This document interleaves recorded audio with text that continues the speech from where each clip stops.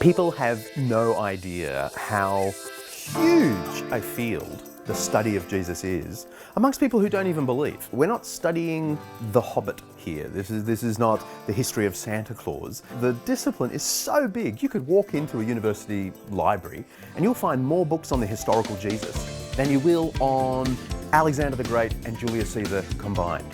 Which means, it's pretty hard to just read one book or one article or watch one SBS documentary and think you know what scholars think about Jesus. It's a massive field. Women were huge in Jesus' life. One woman in particular, Mary, his mum. But a little known fact is that women bankrolled the whole mission of Jesus.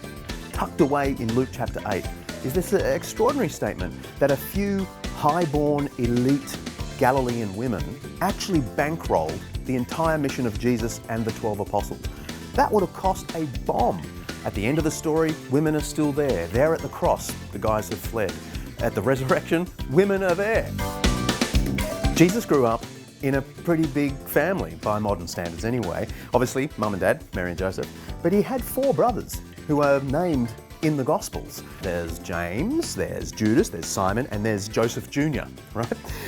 And then the text says, and his sisters. And unfortunately, they're not named. But at least 2 sisters. So that's a pretty big family. And the extraordinary thing is, the brothers of Jesus didn't believe in him during his earthly ministry. But we end up discovering that James led the Jerusalem church for 30 years until he was executed for his faith in the year 62. Jesus was something like a refugee. At the very beginning of the story, his family is under great peril and threat from Herod the Great, who was a serious, crazy ancient ruler who went to wipe out the children in Bethlehem. And the family, we're told, had to go off to Egypt. So I don't think it's invalid to say that Jesus, as a baby, and certainly Jesus' parents, experienced what it is like to be an asylum seeker, to need the refuge of others in faraway lands. For me, the most extraordinary statement about ethics ever made, is from Jesus' lips, where he says, love your enemies, do good to those who hate you, be merciful just as your Father is merciful.